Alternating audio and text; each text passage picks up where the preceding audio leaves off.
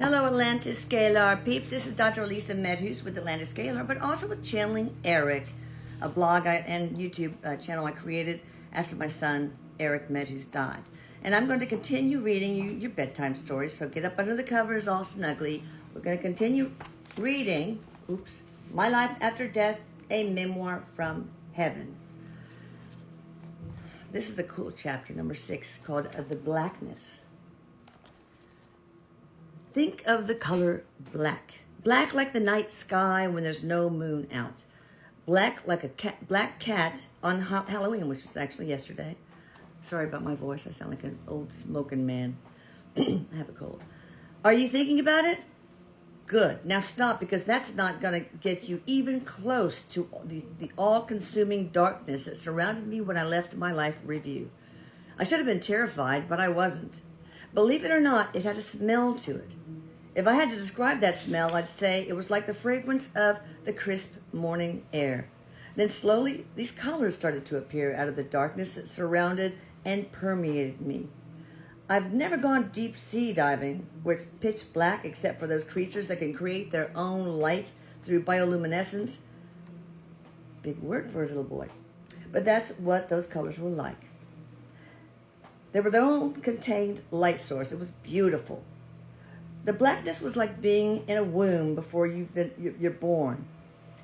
I guess it's kind of also like a spiritual car wash.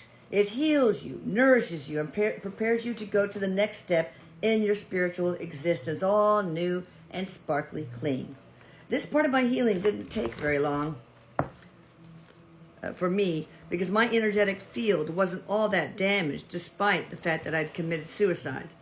I feel like that's going to be hard to understand for a lot of people, and believe me, I get it. No one should have to feel so bad about living that they want to escape it at any cost, but sometimes that's just how things shake out. The only way I can put it, and as simply as possible, is this: no judgment and infinite forgiveness. I know I said this before, but I want to be really clear about this. That was the biggest aha moment from my life review, that right and wrong are human constructs. And what truly matters is forgiving yourself and others. It boils down to compassion and love. So yeah, for me, my feeling felt more like a car wash. I put my quarter in the beginning. I got my wash, which was my life review. I got air blown on me to dry off, and I went into that darkness where my energy was buffed and mended. You might wonder why everything was black. I did too. Well, the thing is, I had to go through blackness because up until then, like after my life review and everything, I had focused all my attention on myself and what created the dark, unhappy life I had lived. I had to experience that darkness for what it really was before I could release it and be healed. Just energy, not good or bad, but still all around me and inside me.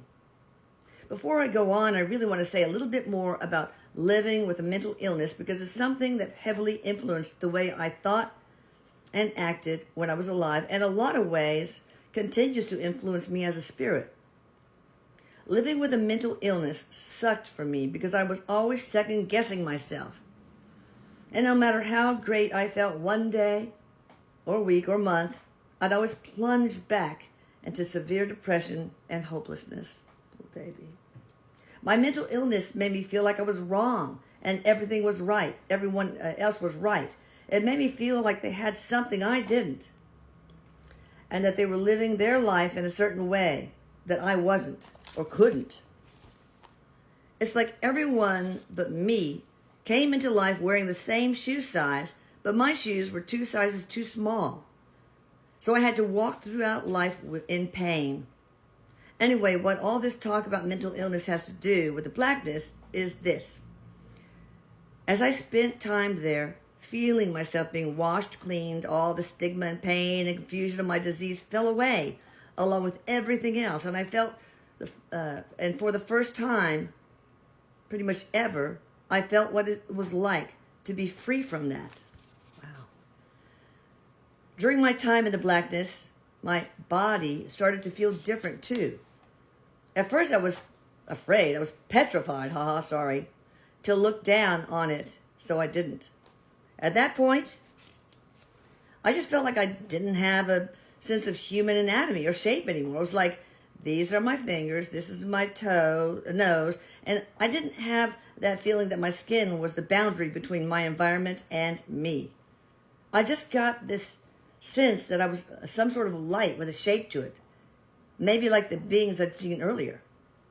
Then that dark healing space pixelated away, pinhole by pinhole again, and I decided to go for it and take a look at what I was made of now that I'd crossed over.